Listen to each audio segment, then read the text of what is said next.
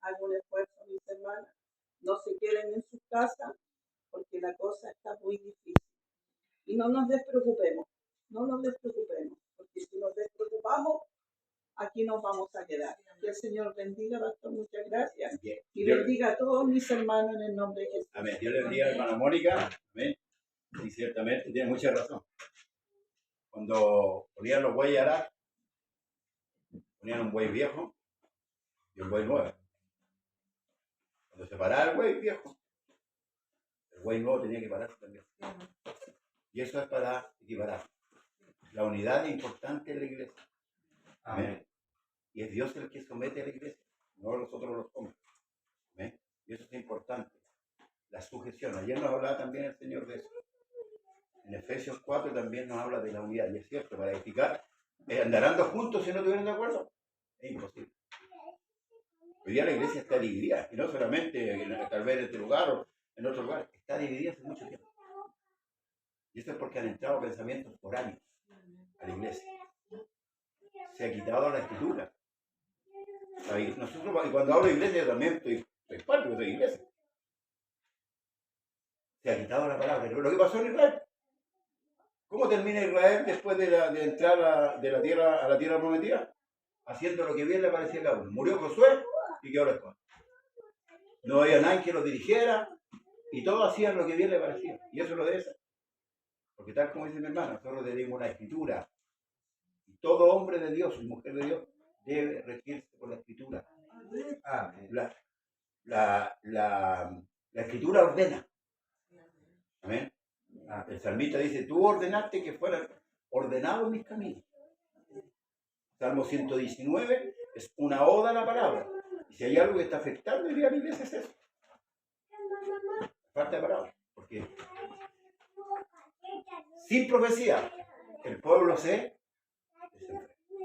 Así que me alegro, hermana, que vuelvan a las labores a las cuales nadie le ha dejado de hacer. Amén. Los problemas se solucionan y los problemas se conversan, porque somos una familia. Mi teléfono siempre ha estado ahí y mi casa no me he cambiado otra vez. Y desde la iglesia, yo estoy aquí todos los martes, los sábados y a veces he venido, bueno, día jueves, pero estoy aquí. ¿Amén? Si por misericordia el Señor me colocó como administrador, ¿amén? Las autoridades se respetan también. No se puede pasar por alto por encima de un ministro. Yo estoy viendo a Villanueva. El que está ahí es encargado. Yo soy pastor. Podría echármelo al bolsillo, pero jamás me lo echaba al bolsillo. Me perdí un tiempo de Villanueva, conversé con él, le pedí perdón. Le dije, hermano, perdóneme porque no estaba asistiendo. Porque yo hasta que no diga, me voy del lugar, yo tengo que seguir asistiendo. Aprendamos a ser ordenados. La bendición, hermano, está en nuestra mano. No la perdamos. No la perdamos. Tenemos una gran bendición, pero no la perdamos. Por nuestra soberbia, por nuestros pensamientos. Siempre tenemos que ir a la escritura. Cuando yo he pecado, y Dios me lo ha dicho, tengo que echar la cabeza. Y cuando yo cometí un error, tengo que pedir perdón. Ese es pueblo, esa es iglesia. Dios me libre de ser soberbio. Pero las cosas se hablan de frente. ¿Ven? Si yo tengo un malestar contra mi hermano, y se lo he dicho, ¿no? ¿Alguna vez, hermano? ¿Sí? A usted, hermana Mónica, también se lo he dicho. Y a cualquiera. Si yo tengo alguna objeción, a mi hermano Ordejo, el otro día lo llamé, el hermano Ordejo, ya no se congrega con uno. Pero me interesa aquel camino. Porque nadie de los que está aquí, hermanos amados, tiene que perder. Si usted me exhorta, como ministro de Dios, se lo voy a recibir si usted está en la razón. No tengo problema. Si usted tiene la razón conforme a la Escritura, yo voy a echar la cabeza y decir, sí, Señor. Porque yo no soy Dios, yo soy un administrador. Siempre lo he dicho, y siempre lo he dicho acá, y en todas partes. Yo soy un administrador. Y si usted ve una falla mía, llame, pastor, usted está yéndose por otro lado. Yo no soy el Dios de aquí de la iglesia, yo soy el ministro. Y se lo voy a aceptar, siempre y cuando sea conforme a la Escritura. Pero si usted me está diciendo algo que no está en la Escritura, intenta cambiarme el pensamiento que no es bíblico, ahí va a chocar conmigo. Porque Porque yo tengo que defender lo que está aquí. Usted tiene la razón con la escritura, yo no tengo ningún problema. Hermano amado y hermana. Y con mucho respeto, la escritura dice, exhortaos los unos a los otros. ¿Para qué? Para que el pecado no se endurezca a nosotros, porque a veces pensamos, no, yo tengo la razón y yo estoy aquí, y empezamos a endurecer el corazón y no voy, y nadie me manda, y me voy por su lado y después me voy por su lado. No, hermano. Cuando yo no tengo la razón bíblicamente, yo debo agachar la cabeza y reconocer que no la tengo. Así se edifica. Porque si hay un ¿cuánto se llama? ¿Cómo se llaman los maestros de la construcción? Los albañil.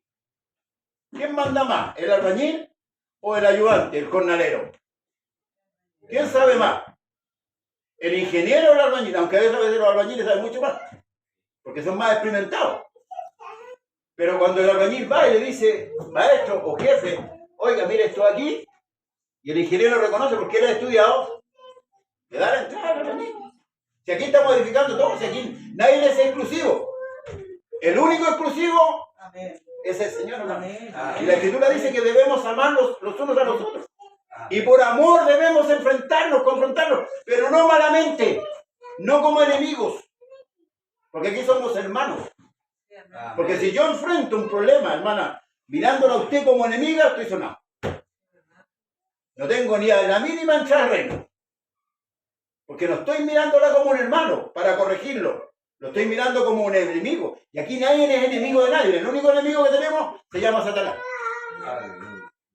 Y a ese tenemos que combatir. Porque si yo peleo con mi hermano Robinson, se va a ir. Peleo con usted, hermana Mónica, se va a ir usted. ¿Sí o no? Entonces, no tengo que pelear con usted, no es mi enemiga. Debemos, hermanos, afirmar bien dónde está el blanco. ¿Quiénes son nuestros enemigos? Hoy día las ideologías mundanales son los enemigos de la iglesia. Esas que han entrado, la mundanalidad que ha entrado. Porque hoy día hay un pensamiento mundano. Y no me diga que no, los hermanos quieren hacer lo que ellos quieren. Y si no les dan, se van por su lado. Y si no, para otro lado. No. Y esto no es aquí solamente, es en todo lugar. Yo he visto de hermanos deambulando por toda la iglesia. Y eso no es bueno para ellos. No es bueno. Porque si a mí Dios me colocó, ¿a quién está sujeto? Yo debo estar sujeto. Fíjese que el pastor Muñoz, tuvimos muchos años con él. Tuvimos muchas diferencias. Pero yo jamás me fui de Villarreal. Jamás. Tuve muchas diferencias con él. Y lo encontré en muchas partes que era muy soberbio. Pero yo conversaba con él. Si no me hacía caso, ya era cosa de él. Pero yo seguía caminando. ¿Cuándo salí? Cuando sucedió algo más grande en la corporación, que nos afectó a todos. Alex, yo le conversé al pastor y le dije, pastor, esto aquí, esto acá. Pero yo no voy a estar peleando con ninguno de ustedes, porque ellos no son mi enemigo. Mi responsabilidad es cuidarlo. Mi responsabilidad es administrarlo, apacentarlo, cuando tengan problemas. ¿O usted cree que yo le mando el mensaje, o me levanto temprano todas las mañanas para mandarle el mensaje, es porque no lo estimo? Todas esas cosas tenemos que ver con hermano. ¿Sabe? Muchas veces el diablo solo nos hace ver el punto oscuro, el negativo de la persona. Y nos olvidamos de todo lo que ha hecho bien. Yo nunca miro el error de la persona, sí, quizás para corregirlo. Pero también alabo, exalto, hermano, lo que todos ustedes han hecho para este lugar.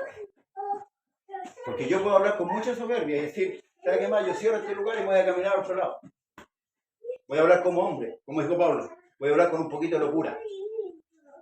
Con lo que yo sé, caigo parado en cualquier lado. Pero tampoco se lo hecho. Porque Dios me tiene aquí. Entonces, que Dios nos ayude. Amén. Que nos unamos. Amén. Pero que también nos sujetemos. Y que dejemos que Dios nos dirija. Amén. Amén. Que Dios nos dirija. Amén. Le invito a abrir su Biblia. Libro de Hechos, hermanos amados. Capítulo 1. Vamos a revisar cómo era la iglesia antigua. Nos vamos a poner la radiografía, hermanos amados, y vamos a ver cómo eran nuestros hermanos y cómo somos nosotros. Permiso, ¿ah? Permiso, hermano. vamos a presentar los dos. ¿Ya? Los dos vamos a pregar para que esté quietito. ¿Ya? ¿Les gusta que la veamos?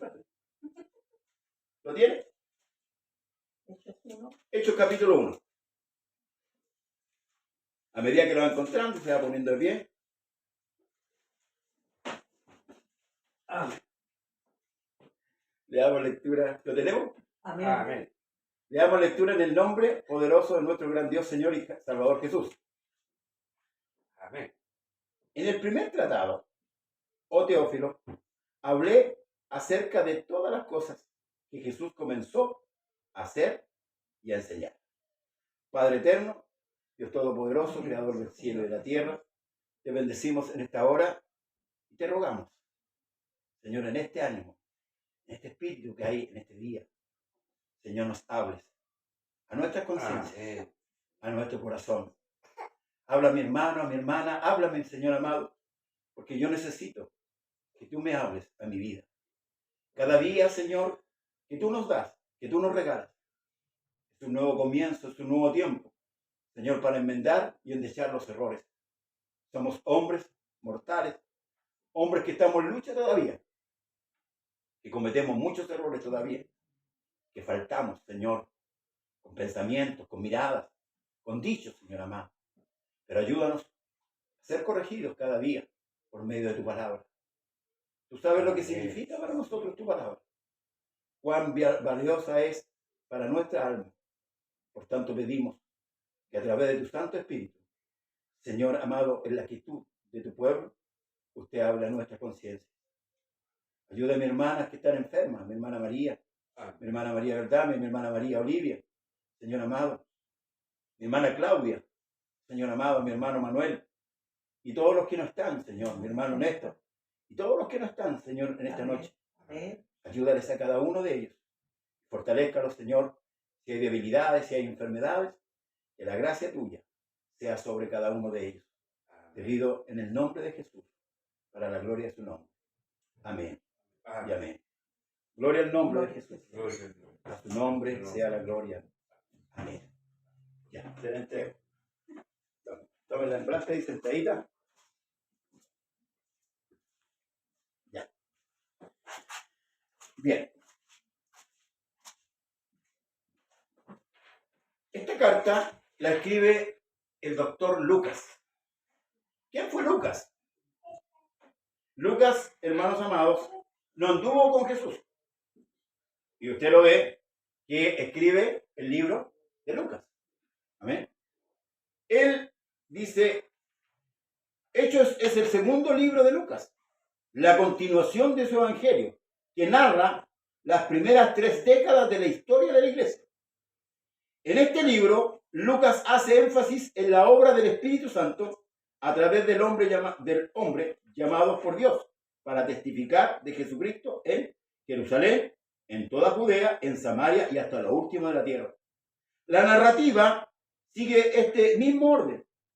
El ministerio de Pedro en Jerusalén, la dispersión de la iglesia por Samaria y Judea, los viajes de Pablo para llevar el evangelio a los gentiles. Hechos establece un vínculo entre los evangelios y los demás libros del Nuevo Testamento, al proveer la historia que sirve de fundamento para entender muchas de las cartas que siguen. El propósito central de Lucas era mostrar que, con la dirección del Espíritu Santo, Cristo continúa su obra a través de aquellos que han puesto su fe en Jesús y conforman la iglesia. Es importante volvernos, hermanos, a la Escritura para poder entender. El libro de Lucas es un libro histórico dentro de la Biblia. Esto es lo que tenemos que entender. En la Biblia hay libros proféticos, libros históricos, libros poéticos, libros doctrinales. Entonces no es todo eso, no es un revoltijo de cosas. Pero todo sirve porque toda la Escritura es inspirada por Dios.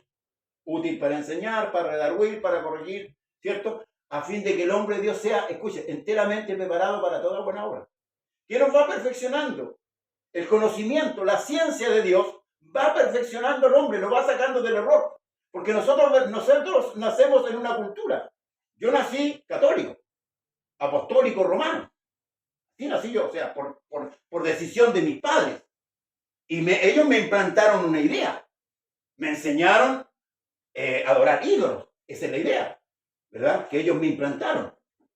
Pero Dios, en su misericordia, se acercó a mi vida y me hizo ver una realidad, una verdad.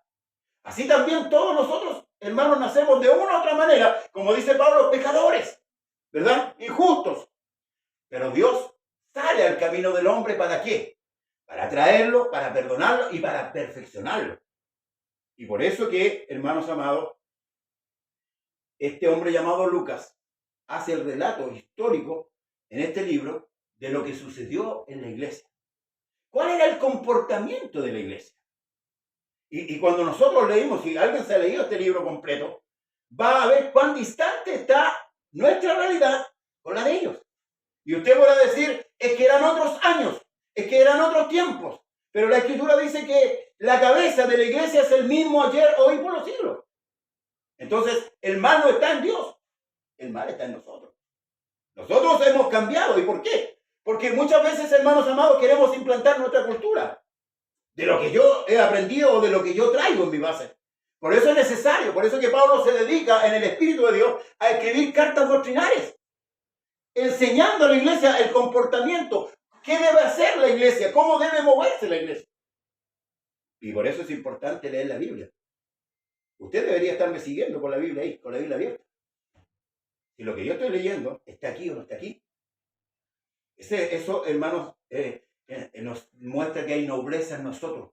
La nobleza es esa, que yo me preocupe de que si lo que me están enseñando realmente es lo que está aquí o no está aquí. Porque la Biblia dice, ocupados de vuestra salvación con temor y temblor. Yo tengo que ocuparme de lo que Dios me dio, porque Dios a mí no me dio cualquier cosa. Dios me dio la salvación. Y yo le pregunto, ¿van a ser salvos todos en el mundo? No, aunque el Señor dice que derramaría su Espíritu sobre toda carne. Pero la pregunta es, ¿todos van a recibir el Espíritu Santo? Y por eso que es importante leer la Biblia. Porque cuando no leemos la Biblia, tenemos un concepto de Dios muy errado. Entonces, cuando nos viene un problema, nos viene una dificultad, muchas veces obramos mal, obramos equivocadamente. Mi pueblo fue destruido, ¿por qué? Porque le faltó el conocimiento. Cuando yo no tengo conocimiento de Dios y estoy pasando una prueba, o tal vez una corrección, puedo decir, o puedo definir, ¿es corrección o es prueba? ¿Verdad? Yo puedo decir, si hoy día nos preguntáramos si el Señor viene ahora, en estos momentos, ¿nos vamos con Él? Deberíamos tener la seguridad plena, ¿o no? De que sí, nos vamos con Él. Pero ¿sabe por qué pasa eso? Por el desconocimiento. Y fíjense que la Escritura a nosotros nos insta a conocer a Dios y conocer la voluntad de Dios, que es importante. En Samaria había, hermano, una confusión. Y esta enfrenta al mismo Cristo, el mismo Dios, enfrenta esta confusión que había en Samaria. La mujer le dijo, nuestros padres adoraron en este monte y ustedes dicen que hay que adorar allá. Y Jesús la saca del error. Y le dice, mujer, créeme, la hora viene y ahora es cuando los verdaderos adoradores adorarán al Padre en espíritu y en verdad, porque tales adoradores el Padre anda buscando. Ahora, ¿qué es lo que significa adorar a Dios en espíritu y en verdad? ¿Alguno de esta sala me puede explicar bíblicamente qué es lo que quiso decir Jesús? Porque yo hoy día veo en la iglesia mucho revoloteo, harta lengua, harto movimiento. ¿Pero será lo que Dios quiere? ¿Será lo que quiso decir el Señor eso? Porque hubo un hombre que fue rey en Israel, que fue Usías. Y fue y se metió al templo y fue a encender, ¿cierto? Fue a encender un sacrificio. Y los sacerdotes se lo impidieron porque no le correspondía a él. Entonces a veces queremos hacer cosas que no nos corresponden a nosotros. Y por eso que es importante, iglesia, estar al tanto de lo que yo debo hacer. La Escritura, hermano, no nos habla todo a nosotros. Porque hay cosas que Dios no nos dijo a nosotros que teníamos que hacer. Y ahí es donde nosotros tenemos que investigar. Por eso que el Señor le dijo a los fariseos Escudriñen la Escritura, porque a ustedes les parece que en ellas tenéis la vida eterna, y son ellas las que dan testimonio de mí. Entonces, la Escritura es importante, claro. En un culto no puede faltar la palabra. Es absurdo que en un culto, hermanos amados, falte la palabra. La palabra es la base de nosotros. Es nuestra constitución. Entonces, por eso Lucas se preocupa y dice, en el primer tratado de Teófilo hablé acerca de todas las cosas que Jesús comenzó a hacer y a enseñar. Escuche el orden. Hacer y enseñar. No enseñar y hacer. Hacer y enseñar. Y esto, hermanos, da más autoridad al Señor. Porque Él hizo y después enseñó. Mantuvo con 12 hombres casi 3 años y medio, ¿verdad? Esos hombres estaban 24/7 con Jesús. Sin embargo, cuando llega el último día, les dice que Él se tiene que ir y se pusieron tristes. Y que iba a enviar al Consolador. Y seguían tristes. Y no entendían quién era el Consolador. Los sentó a la mesa. Les empezó a explicar. Y ahí empieza a hablar del Espíritu Santo. Porque ahí en los últimos capítulos de su vida, Jesús recién habla del Espíritu Santo. O sea que hay que examinar las Escrituras, hermanos amados. Hay que examinar bien. Hasta el día en que fue recibido, arriba después de haber dado mandamientos por el Espíritu Santo a los apóstoles que había escogido, a quienes también después de haber padecido, se presentó vivo con muchas pruebas indubitables, apareciéndose durante 40 días y hablándole acerca del reino de Dios. O sea, después que lo enseñó 3 años y medio, ocurre el sacrificio, viene la resurrección y ahora vienen esos 40 días donde Jesús empieza a enseñarle acerca de ¿qué? Del reino de Dios. Nosotros sabemos lo que el reino es, lo que significa el reino de Dios, ¿verdad? Quienes también, y estando juntos, escuchen, les mandó que no se fueran de Jerusalén, sino que esperasen la promesa del Padre, la cual les dijo, oísteis de mí. Esto es cuando le habló con respecto a la venida del Espíritu Santo. ¿Quién es el Espíritu Santo? ¿Para qué es el Espíritu Santo? ¿Por qué yo debo recibir el Espíritu Santo? Debo entenderlo. ¿Sabe por qué? Porque si yo no recibo el Espíritu Santo, voy a andar en mis pensamientos, en mis ideas, en mis emociones. Porque nosotros tenemos emociones todavía. Todavía lloramos, todavía sentimos, todavía somos llevados por las pasiones. Y en esto tenemos que tener cuidado. Porque el Espíritu es el que pone el control, el dominio propio. El Espíritu Santo es el que nos... ¿Te acuerdas los discípulos cuando llegaron de Samaria? Hermanos, algunos, ¿te acuerdas de esa escritura cuando dijeron que no la habían recibido? ¿Qué dijeron? Señor, ¿quieres que mandemos que descienda fuego porque allá no lo recibieron? ¿Qué le dijo el Señor? Vosotros no sabéis de qué espíritu soy. ¿Emoción? Esa es una emoción humana. Ah, no lo recibieron. Destrúyelo, Señor, que los parte un rayo. No, pues. Jesús no venía a eso.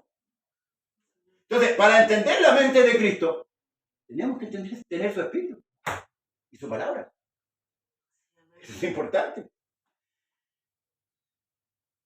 Porque ciertamente Juan bautizó con agua, mas vosotros seréis bautizados con el Espíritu Santo dentro de no muchos días.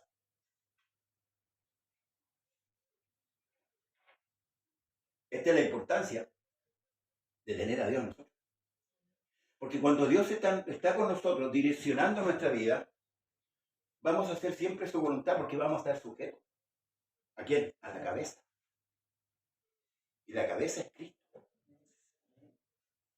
Si yo no tengo la dirección de Dios, claro, ¿cómo voy a actuar humanamente como muchos hoy día han actuado? Se han ido por las riquezas, pastores que se han ido con otras mujeres, se han ido con el dinero, porque ciertamente no está en la dirección del Espíritu. No están mirando por las ovejas, están mirando por ellos mismos. Y convencen a la gente, ¿cierto? Porque hablan 2, 3, 4 palabras en lengua. ¡Oh, el pastor tiene el Espíritu Santo! No, hermano. No es así. Y no estoy diciendo que no se da el lengua, porque a veces me malinterpretan. Ojo, al tiro va claro. Amén. No estoy diciendo eso. Pero el fruto es importante. Porque yo puedo hablar en lengua. Pero si no tengo fruto, hermano, es muy dudosa que yo tenga el Espíritu Santo. Porque la pregunta que le hizo Pablo a los de Efesios no fue, ¿hablaste en lengua cuando fuiste bautizado? Le dijo, ¿recibiste el Espíritu Santo cuando fuiste bautizado? O sea, perdón, cuando creíste, perdón. ¿Se fija que es diferente la pregunta? A decirle, oye, ¿hablaste en lengua? Entonces tenemos el equívoco doctrinal. Entonces, claro, la persona que escucha esto y dice, chuta, tengo que hablar en lengua del salvo. Y nos quedamos con esta idea. Es como que el que dé el diezmo más grande, el que se va a salvar. O el que dé la ofrenda más grande. No, hermano. Aquí nosotros somos salvos por gracia. No por méritos propios. Aquí nadie está por méritos propios. Por eso es importante que nosotros analicemos la Escritura. Cuando tengamos dudas, hermanos, vamos a la palabra. Y si esta no nos convence, la 60, vamos a la 1909. Y si no nos convence la 1909, revisemos más atrás. Pero no podemos hacer doctrina de un texto. Debemos estar vigilantes. Entonces, los que se habían reunido, mire, todavía, escuche la pregunta que le van a hacer, Señor. Fíjese la preocupación que tenían ellos. Entonces, los que se habían reunido le preguntaron diciendo, Señor, ¿restaurarás el reino a Israel en este tiempo? Estaban preocupados de lo espiritual. ¿Habían entendido algo? No habían entendido nada. Ellos eran judíos. Jesús vino a los hebreos, a los israelitas. Pero ellos no habían entendido a qué había venido el Señor. Porque le están preguntando, ¿de qué le están preguntando al Señor? De ese reino que fue quebrado cuando el rey de Babilonia tomó a Israel cautivo y lo llevó a otras tierras. Ese reino que se quebró en Roán y Jeroán, ese reino jamás ha vuelto a ser el reino grande, porque Israel era una potencia, hermanos, entre las naciones. Cuando David reinó, Israel era respetado. Por eso que en el reinado de Salomón hubo paz. Y aquí estamos hablando de un reino terrenal. Ellos están preguntándole, Señor, ¿vas a restaurar el reino? O sea, ¿vas a poner a Israel nuevamente como lo que era cabeza de naciones? Jesús no vino a eso. ¿A qué vino Jesús? A buscar y a salvar lo que sabía. Jesús podría haber usado su poder, hermanos amados, y haber restaurado a Israel en medio del imperio romano. Porque recuerden que pasaron 5 imperios sobre Israel. Y los profetas hablaban de la señora de provincia. ¿Quién es la señora de provincia? Israel. Israel, que era considerada una gran potencia en el Medio Oriente, estaba esclavizado, pero no destruido, porque Dios tenía un pacto con ellos. Si bien los castigó, pero no los ha destruido, porque Dios no es hombre para que mienta, ni hijo de hombre para que se arrepienta. Lo estaba corrigiendo. Y esa era la preocupación de ellos, si iban a ser restaurados o no. Pero no era el tiempo. Y les dijo, no os toca a vosotros saber los tiempos o las sazones que el Padre puso en su sola potestad. Pero recibiréis poder, iglesia, poder, cuando haya venido sobre vosotros el Espíritu Santo. Ahora, ¿para qué es el poder? Y me seréis testigos en Jerusalén, en toda Judea, en Samaria y hasta lo último de la tierra. Había una gran comisión. Primero hay una comisión interna, manda 12 dentro del terreno. Luego manda 70, dice, por camino de gentiles no vayáis. ¿Verdad? Porque la predicación del Evangelio del Reino era solamente Israel, era interno. Por eso que Jesús vino ¿a dónde? A Israel, a lo suyo. Esto es lo que nosotros tenemos que ir entendiendo, los procesos que Dios hace, iglesia. Con la lectura de la palabra nosotros vamos entendiendo. ¡Ay! Nos van encajando lo que Pablo habla en la doctrina. Lo que Pedro habla en la doctrina. Lo que habla, le escribe a Timoteo. Y nos va cuadrando, hermanos, el Evangelio.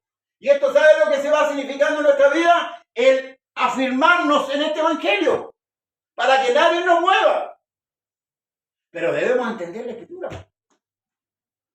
Recibiréis poder cuando haya venido sobre vosotros el Espíritu Santo. Y me seréis testigos en Jerusalén, en toda Judea, en Samaria, hasta lo último de la tierra. Habiendo dicho estas cosas, viéndolos ellos, fue alzado y le recibió una nube que le ocultó de sus ojos. Y estando ellos con los ojos puestos en el cielo, entre tanto que él se iba, he aquí se pusieron junto a ellos dos varones con vestiduras blancas, los cuales también le dijeron: varones galileos, ¿por qué estáis mirando al cielo? Este mismo Jesús que ha sido tomado de vosotros al cielo, así vendrá como le habéis visto ir al cielo. Jesús dijo que él se iba, pero que iba a estar con ellos hasta la consumación de los siglos. Espiritualmente Jesús iba a ser derramado en la iglesia, en los creyentes. Ahora ya no es, iba a haber un cambio de posición. Ya no iba a estar afuera, con ellos, iba a estar en ellos. Y esa es la importancia. Dice, al otro consolador. Y aquí es donde las tradiciones dicen, ahí está el otro, la tercera persona de la Trinidad. No. Lo que hizo Cristo es un cambio de posición. Estaba con ellos y ahora iba a estar en ellos. Eso es lo que no entienden los que no tienen el Espíritu Santo. El mismo Dios ahora iba a estar en la iglesia, dentro. ¿Amén? Porque en la antigüedad, si bien es cierto, los profetas recibían del Espíritu Santo, pero el Espíritu Santo no podía habitar en ellos. ¿Sabe por qué o no? ¿Alguien sabe por qué el Espíritu Santo no podía habitar en ellos en la antigüedad? ¿Por qué solamente venía y se iba? ¿Alguien tiene la respuesta? Deberíamos saberlo, ¿no? Porque el pecado no había sido quitado. Porque el Dios no puede morar donde hay pecado. Es imposible, porque Dios es santo. Por eso es que el Espíritu Santo nos guía a nosotros y nos aparta del pecado. Antes, cuando nos gustaba pecar, nos gozábamos, disfrutábamos como chanchitos en el barro. Pero hoy día, cuando fallamos, ¿qué pasa con nuestra alma? Se entristece, ¿cierto? Porque le fallamos a Dios. Y lloramos. Y lloramos. Porque el Espíritu está ahí, en nosotros. Esa hace la diferencia. ¿Se fija? Entre tener o no tener a Dios en nuestra vida. Porque Él nos va guiando. Por eso dice, Él nos guiará. Hermanos, porque ese es uno de los propósitos de Dios. Guiar al hombre perdido. Porque nosotros estábamos perdidos. Estábamos en la oscuridad, estábamos muertos. Dios nos dio vida juntamente con Cristo. Nos resucitó. Estábamos muertos. Pablo dice, por cuanto todos pecaron, están destituidos de la gloria de Dios. A través de la muerte de Cristo, para los que creen. Ale. Tome la mano. Tome la mano. ¿Qué se siente? Entonces volvieron a Jerusalén desde el monte que se llamaba el Olivar. Obedientes, ¿ves? ¿Qué les dijo el Señor? No se muevan de Jerusalén hasta que sean investidos de poder de lo alto. Volvieron a Jerusalén desde el monte, el cual está cerca de Jerusalén, camino de un día de reposo. Y entrados subieron al aposento alto donde moraban Pedro, Jacobo, Juan, Andrés, Felipe, Tomás, Bartolomé, Mateo, Jacobo, hijo de Alfeo, Simón el celote y Judas, hermano de Jacobo. Este Judas no era el Iscariote. Igual que el Iscariote ya había muerto. Hay dos Judas. Un hermano me preguntó el otro día si la carta de Judas era del Judas del Iscariote. No, es de este Judas. Hay una carta que escribe Judas. Amén. ¿Usted sabía, no? Que hay una carta. Pero no es el Iscariote. Esto dice, todos estos perseveraron unánime en oración y luego con las mujeres y con María, la madre de Jesús, y con sus hermanos. En aquellos días Pedro se levantó de en medio de los hermanos y los reunidos eran como 120 en número. Y dijo, mire, ojo con esto, aquí el Espíritu Santo todavía no ha venido. Varón hermano, era necesario que se cumpliese la escritura que el Espíritu Santo había hablado antes por boca de David acerca de Judas, que fue guía de los ciegos, guía de los que prendieron a Jesús, y era contado con nosotros y tenía parte en este ministerio. Este, pues, con el salario de su iniquidad, adquirió un campo y cayendo de cabeza se reventó por la mitad, y todas sus entrañas se derramaron. Fue notorio a todos los habitantes de Jerusalén, de tal manera que aquel campo se llama en su propia lengua Acedalma, que quiere decir campo de sangre.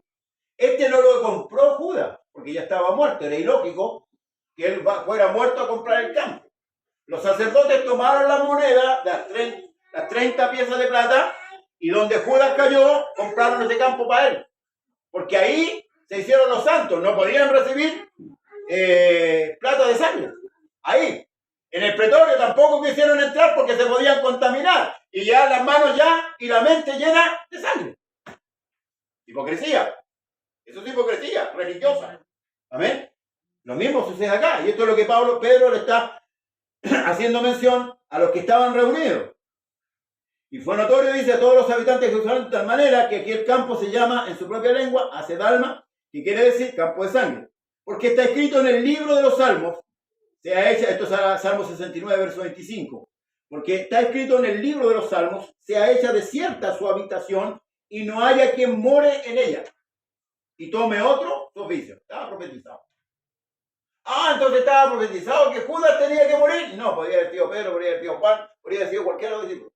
Pero Judas decidió tomar ese lugar. Amén. Porque nuestros detractores también dicen, no, estaba todo cocinado. No, cuidado.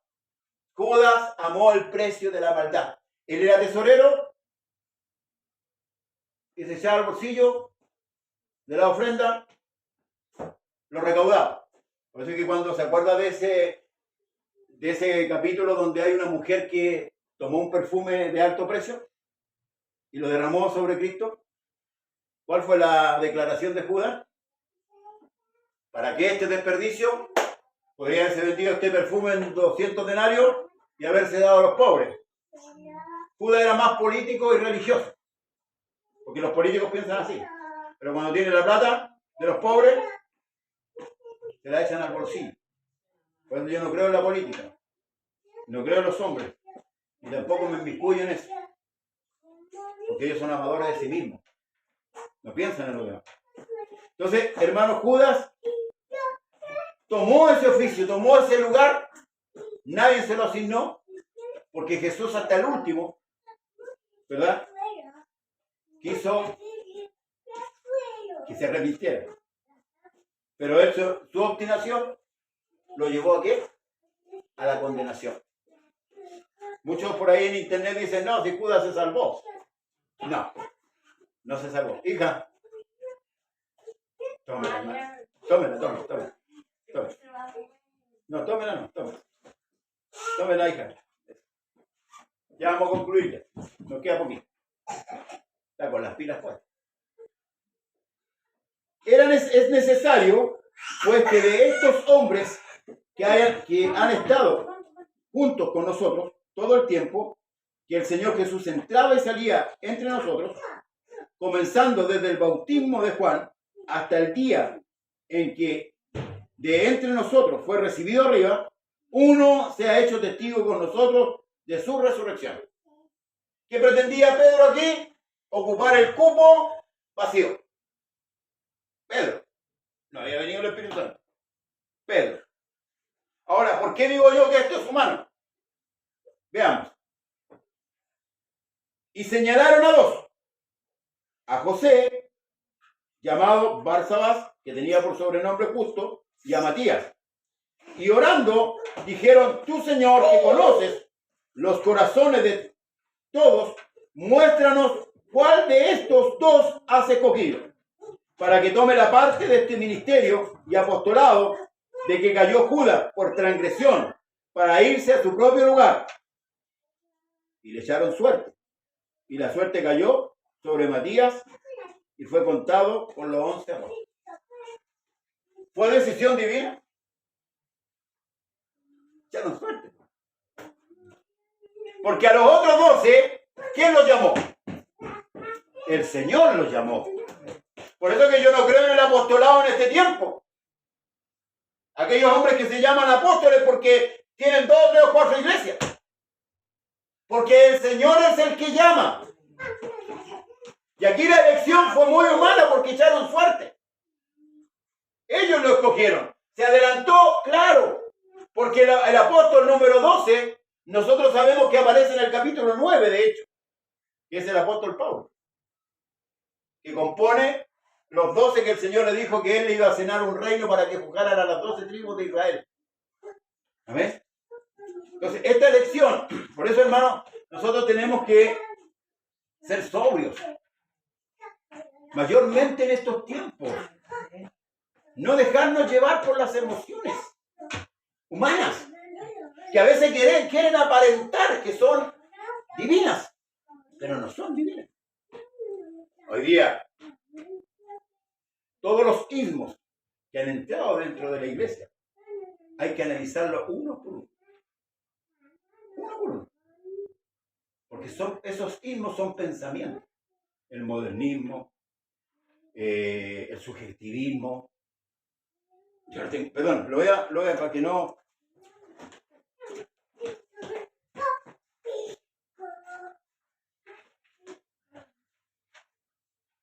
El relativismo, el pragmatismo. ¿Sabéis usted? Esos pensamientos. Y llévelo, porque son el positivismo, el eufemismo, el clasismo, el hedonismo. Todos los pensamientos han entrado en la iglesia. Y debemos analizarlo a la luz de la palabra. ¿Por qué? Porque son pensamientos griegos, de la filosofía griega. ¿Para qué? Para destruir la fe. Porque es algo que se parece, pero no es. Esa es la diferencia. A lo que es y a lo que parece. Lo real y lo que no es real, lo que se aparenta. El gnosticismo, el activismo, el ocultismo, el secularismo. Y así podemos estar, hermanos, el humanismo, el nepotismo. ¿Qué es el nepotismo? Bueno, ese es este punto. ¿Qué pasa con los políticos hoy día cuando llegan al poder? ¿A quién eligen? A su familia. ¿Los pastores a quién eligen? ¿Usted es familiar mío, hermana María? Yo no elijo familiar, yo elijo la persona que es apta para llevar un cargo, para llevar una posición. Que mi hijo puede ser muy buen predicador, pero a lo mejor muy mal administrador. Es un nepotismo. Y los pastores aseguran lo mismo. ¿Por qué? Por el diezmo, por las ofrendas, por los sitios. Por eso yo digo, sí, a mí me gusta arrendar porque cuando yo me muera, yo respondo por mí. No respondo por mi familia. Yo tengo claro mi pensamiento. Con mucho respeto lo digo. Yo tengo claro mi pensamiento. Yo no estoy para enriquecerme. Porque nada me va a llegar de esta tierra. Nada. Porque cuando nací en el hospital Felipe Núñez, mi mamá me parió y me parió sin nada, Ni el calcetín es mío.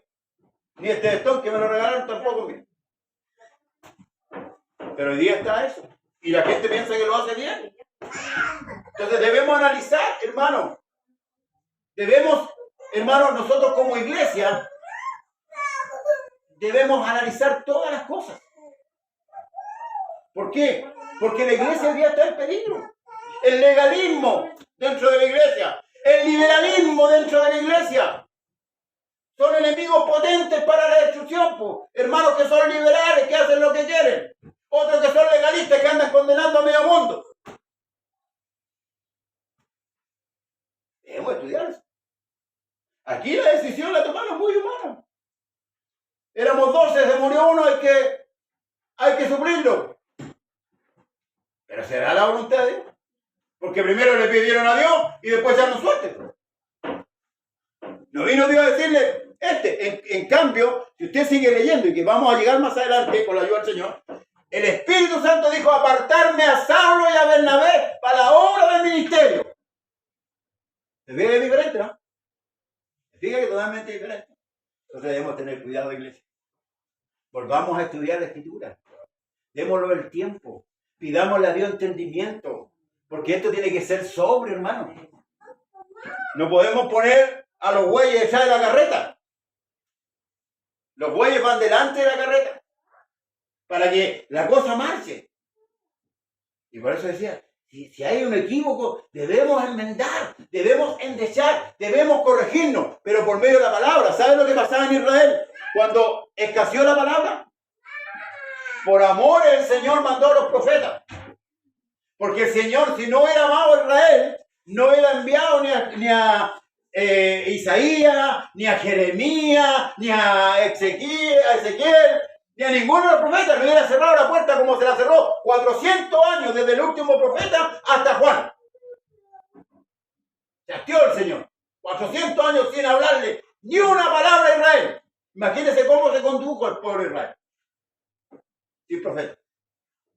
Nosotros hoy día tenemos la palabra profética más segura, como dice el apóstol Pedro, la cual hacéis bien estar atento como una antorcha que alumbra. Si yo tengo una duda, tengo que ir a la fuente. No a los fuentes, a la fuente. A la fuente. Y consultar. Y esta es la que manda.